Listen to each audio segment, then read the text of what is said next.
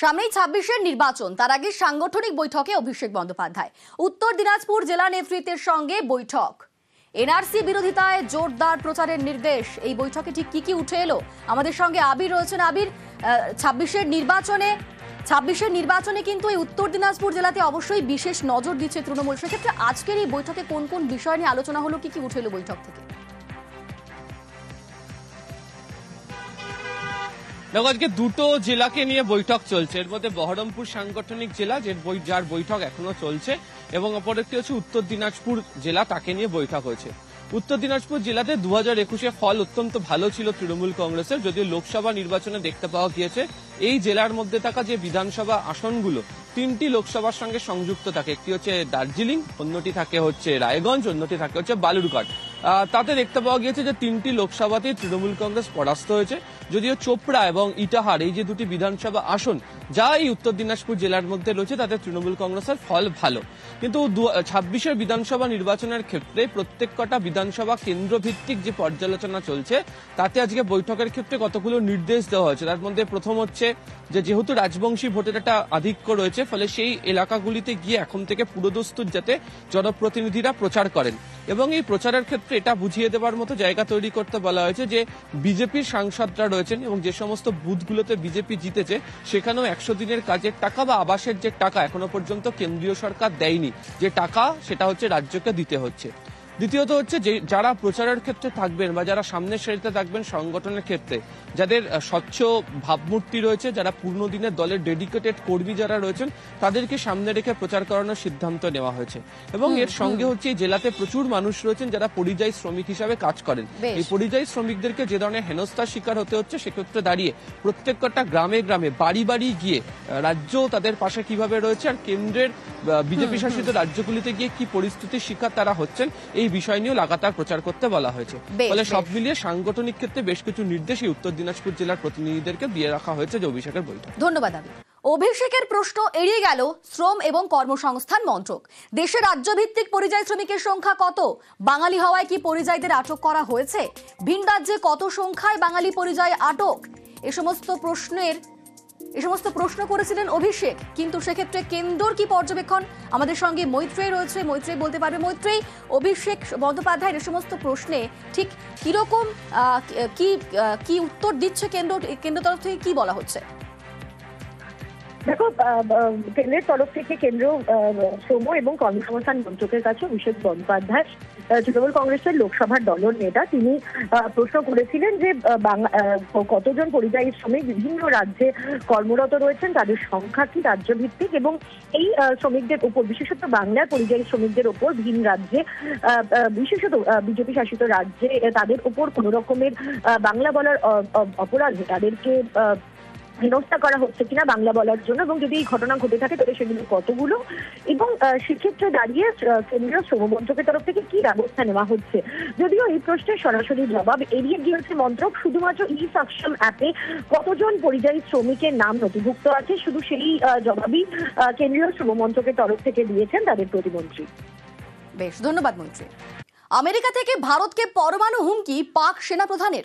বর্তমানে ওয়াশিংটনে field marshal মুনির, সেখান থেকে তার হুমকি, হামলা হলে প্রত্যাঘাত করতে ছাড়বে না পাকিস্তান। তারা পরমাণু শক্তিধর দেশ, প্রয়োজনে পরমাণু হামলা চালাতে পিছপা হবে না বলে হুমকি। ভারতের অপারেশন সিঁদুরের পর এই নিয়ে দ্বিতীয়বার মার্কিন যুক্তরাষ্ট্রে পাক সেনাপ্রধান, আর সেখান থেকে এবার নজিরবিহীন হুমকি।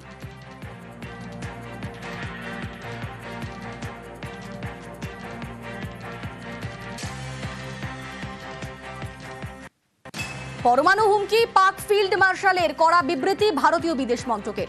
আন্তর্জাতিক কমিউনিটিকে বার্তা নয়াদিল্লির। পরমাণু শক্তিধর দেশের দায়িত্ব জ্ঞানহীন মন্তব্য। পাকিস্তানে পরমাণু শক্তি কার নিয়ন্ত্রণে তা নিয়ে প্রশ্ন। পাকিস্তান সেনার সঙ্গে জঙ্গি যোগের প্রমাণ রয়েছে। বন্ধু দেশ দাঁড়িয়ে এ ধরনের হুমকি দুঃখজনক। হুমকি প্রসঙ্গে বিবৃতি দিয়ে জানিয়েছে বিদেশ মন্ত্রক। যাদবপুর বিশ্ববিদ্যালয়ের নিরাপত্তায় জোর। যাদবপুর বিশ্ববিদ্যালয়ে বাড়ছে সিসি ক্যামেরার সংখ্যা। দুটি ক্যাম্পাস মিলিয়ে বসছে আরো 70 সিসি ক্যামেরা। যাদবপুর বিশ্ববিদ্যালয়ের নিরাপত্তায় আরো জোর দেওয়া হলো। যাদবপুর বিশ্ববিদ্যালয়ে বাড়ছে সিসি ক্যামেরার সংখ্যা। ঠিক কি সিদ্ধান্ত নেওয়া হয়েছে? আমাদের সঙ্গে সোমরাজ রয়েছে, সোমরাজ বলতে পারবে। সোমরাজ।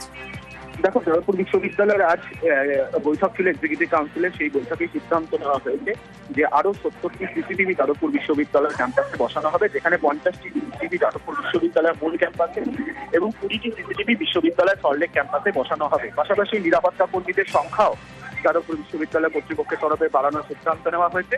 আর যাদবপুর বিশ্ববিদ্যালয় এক্সিকিউটিভ কাউন্সিলের বৈঠকে এমন সিদ্ধান্ত নেওয়া হয়েছে বলে বিশ্ববিদ্যালয়ের সূত্রে খবর। ধন্যবাদ সোমনাথ। পুজোয় বেড়াতে যাওয়ার কথা পরিকল্পনা করে ফেলেছেন?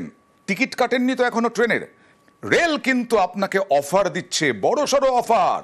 দূরপাল্লার ট্রেনে ফেস্টিভ ছাড়, পুজোর মরশুমে সস্তা টিকিট। কিরকম? দূরপাল্লার একই ট্রেনে যেতে হবে যে ট্রেনে আসবেনও সেই ট্রেনে, তবে 20% আপনি ছাড় পাবেন, ডিসকাউন্ট পাবেন। শুধু তাই নয়, আপনাকে অনলাইনে যাওয়ার টিকিট যদি আপনি কাটেন, তাহলে ফেরার টিকিটও অনলাইনেই কাটতে হবে।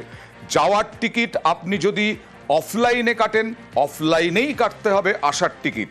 একটা ট্রেনেই যদি আপনি কোনো একটা দূরপাল্লার যে ট্রেনে গেছেন সেই ট্রেনেই আপনাকে ফিরে আসতে হবে, অর্থাৎ এবং একই ক্লাসে আপনাকে যেতে হবে, আসতে হবে। এই রকম বিভিন্ন শর্ত কিছু রয়েছে, তাতেও 20% ছাড়। 13ই অক্টোবর থেকে 1 ডিসেম্বর পর্যন্ত এই ছাড়, যদিও রাজধানী, শতাব্দী, দুরন্তোতে এই ছাড় প্রযোজ্য নয়। এবং তার সঙ্গে সঙ্গে ক্যান্সেলেশন ফি, ক্যান্সেল করা যাবে না। 14ই আগস্ট থেকে অগ্রিম টিকিট কাটা যাবে। এই অগ্রিম টিকিট একসাথে অনওয়ার্ড রিটার্ন টিকিটে ফেস্টিভ মোডে 20% ছাড় পাচ্ছেন।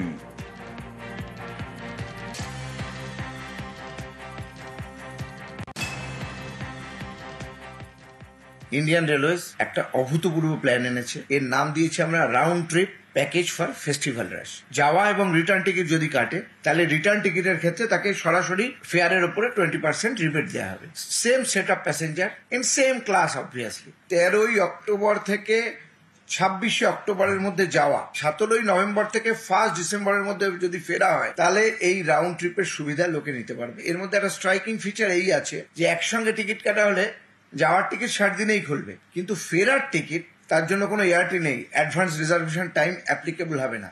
দুটো টিকিটই অনওয়ার্ড এবং রিটার্ন একই মোডে কাটতে হবে, অর্থাৎ আইদার দুটো টিকিট এতে কাটতে হবে কাউন্টারে, আর না হলে দুটো টিকিটই কাটতে হবে অনলাইন মোডে। অনওয়ার্ড এবং রিটার্ন এর কিন্তু কোনো ক্যান্সেলেশন এখানে অ্যাকসেপ্টেড না।